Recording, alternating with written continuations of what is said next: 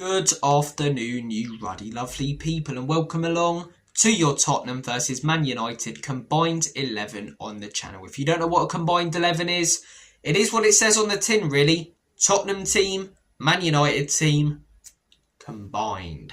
We're going to create a super team, folks. The Mega Powers, Chaz and Dave, Rennie and Renato, the Gallagher brothers. Joking aside, there's nothing super about the team we're going to create. It's going to be a decent team. Middle of the road team.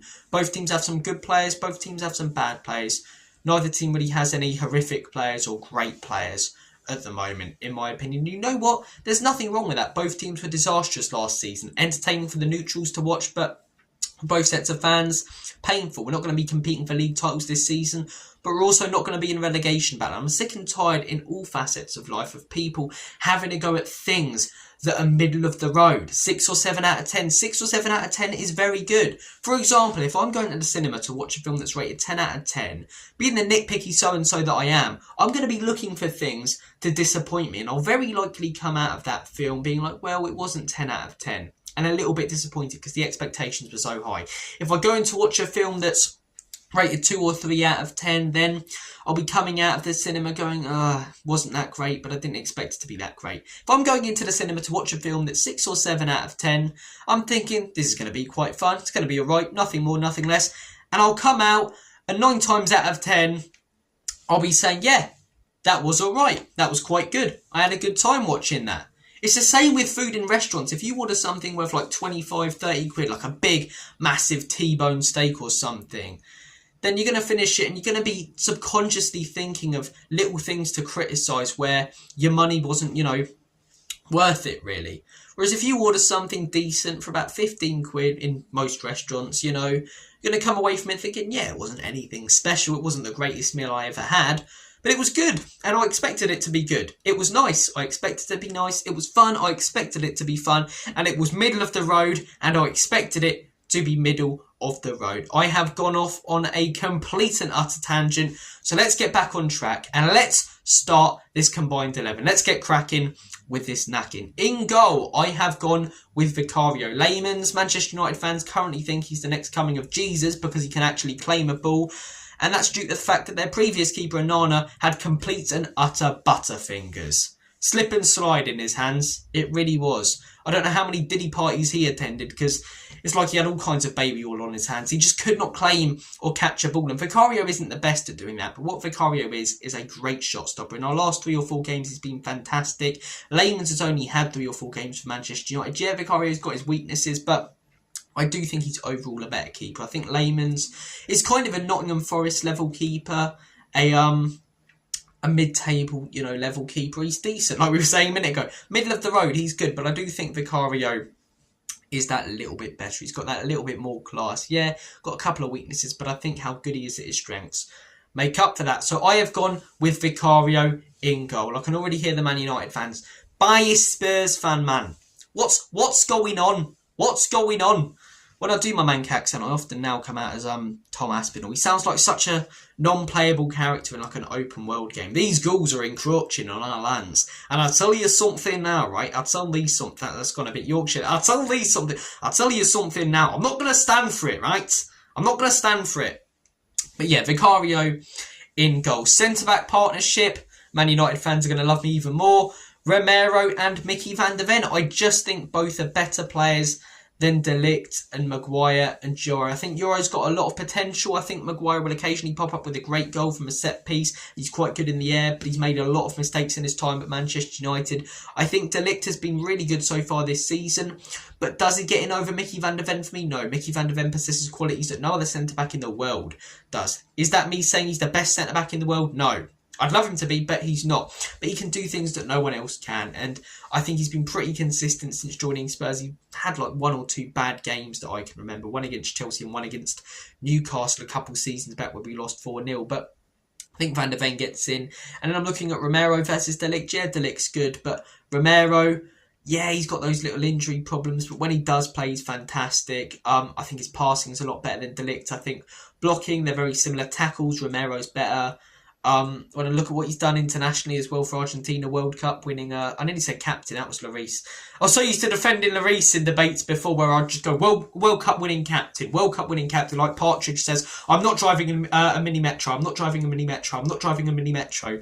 That's what I used to be like with Lloris when people criticised him when he weren't actually too bad in my opinion. But yeah, again, going off on one, I'm doing it a lot in today's video. But yeah, Romero gets in my opinion. I think him and De Ligt are level on a few things, but a few other things he's a lot better than De Ligt at. So Christian Romero gets in. Fullbacks, Jed Spence and Pedro Porro. I am reading out the Spurs lineup for this Saturday afternoon instead of a combined 11, but I just don't think any Man United players get into those two positions. Left back, Amad Diallo, very good going forward, right? A lot better than Jed Spence going forward.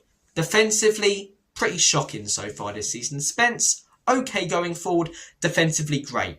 So both are great at something, and one's good at something else, and one's bad at something else. So in my opinion, Spence gets in. Udogie, about a year ago, I would have put him in, but he's had, a lot of injury problems since. Not necessarily his fault when he has played, and when he hasn't been injured, he's been good. But Spence has pretty much been our first choice left back. So if we were heading into a massive game this Saturday, I had to choose a combined 11 of Spurs and Man United. Let's say a Champions League final to go up against PSG or Real Madrid or Bayern Munich. I'm choosing Jed Spence at the moment. I think defensively he's so good. Going forward, definitely got things to work on, but yeah, I'm choosing him over Amad Diallo. And right back, Pedro Porro. Mazraoui, I haven't really seen a lot since he joined Manchester United. In all honesty, I thought he was okay at Ajax, but yeah, nothing really that's made me go crazy about him since joining Man U. And Pedro Porro, defensively, he's definitely improved, right? When he first joined the club, he wasn't good defensively. Defensively, now he's okay. Going forward, I think he's one of the best attacking right-backs in the league. One of the best crosses in the league. He should have had 3 or 4 assists against Copenhagen. He should at least get an assist or 2 every game because he constantly puts in at least 1 or 2 great balls. He's got some Trent-ish qualities. Thomas Frank said that earlier in the year, and I agree with him. So yeah, Pedro Porro, 5 Spurs players so far. I'll tell you something now. Biased Spurs fans. Biased. Wait till we get, a little bit further up the pitch, Man United. There are some Man United players in this team. Paulinho, CDM. 6 Spurs players, but I think he gets in. I'll say the other 2 midfielders now before, I genuinely make it look like I'm choosing a Spurs 11. Bruno and Kudus, right? Paulinho in the defensive midfielder role, because I think he's been very good so far this season. I think a lot of the criticism Carragher gave him was unwarranted. I do think he's not the best at progressing the ball forward, at passing it forward, but it's down to other players to do that. He's the number 6, not the number 8 or 10. I think he suits us more in away games, in home games. He can do a little bit better, but I think he's been pretty consistent. He's statistically and on the eye the best tackler in the league, therefore one of the best duel winners in the league. And I look at those, more defensive midfielders for Man United. Kobbie Mainoo hasn't really got the game time. A year ago, I'm putting Mainoo in. I think he's a great player. I don't really get why he's not getting the game time under Amorim. I think it's crazy. I think that guy's got so much potential. So much potential. Casemiro, it's a bit of an old fart at the moment, isn't he? Occasionally pops up with a goal, but he doesn't really do loads. Casemiro years ago in his prime at Real Madrid, there's not even a conversation here.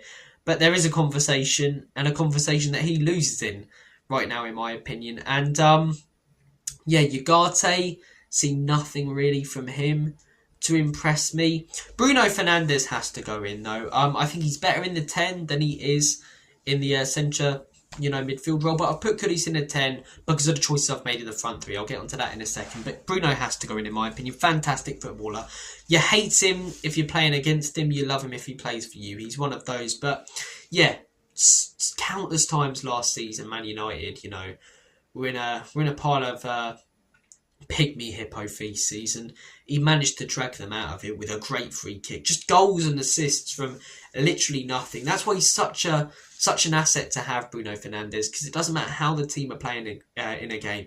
He can magically do something special out of nowhere that gets you back in a game or gets you ahead in a game, So Bruno Fernandes goes in there, in my opinion. And Mohamed Kudus goes in the attacking midfielder role because I haven't chosen him on the right and left, so I can fit in another couple of players. And for me, he has to get in the team. Hasn't been unbelievable over the last few weeks. He's been okay. Hasn't been dreadful, but he looks a little bit burnt out. But for those performances at the start of the season, he gets in. It's not like he's been dreadful. over the last few weeks. When you look at the stats, take-ons, he's still got the most amount in the Premier League this season. So Mohamed Kudus gets in my opinion. You've got a fair few assists. Yeah. Without him, we have very, very little going forward. In all honesty, Xavi Simons, hopefully he performs well in the next few months, and then when we do this combined 11 again for the reverse fixture, he gets in, but nowhere near it at the moment, in my opinion. Bentancur had a good performance against Copenhagen, really good performance against Copenhagen, and occasionally have a really good performance, but he's just inconsistent. Sarr's been decent. First couple of games of the season, great, nothing too special since. So that's my midfield three. João Paulinho, Bruno Fernandes, and Mohamed Kudus. My striker, I've gone with Sesko. Hasn't necessarily been great so far this season, but I look at other options. Xerxes, he's awful. Richarlison, diabolical football player in the Premier League. Matisse Tell, nowhere near good enough. So he's kind of the best out of a bad bunch, and I do think he will come good. He's just had a pretty slow start to his time at Manchester United. He's a very good finisher. He's scored a couple of goals since he joined them. And I think once he really hits the ground running, he'll be flying high as a kite. I don't think, he's going to flop hugely. I don't think he's going to bang in like 20 goals a season when he does get going, but I think 15 to maybe 16 goals a season, I think that's realistic for him. And I think he'd be a huge asset if he scores that many every year. I think his link-up play is quite good. His heading ability is very good. His hold-up play has been the thing that stood out for me. Miwani, he needs to score a few goals first. His link-up play has been alright, but I haven't seen him too much. So Sesko goes in a striker position. Right wing, the reason I put Mohamed Kudus in the attacking midfielder role was so that I could put Bryan and Mbeumo on the right.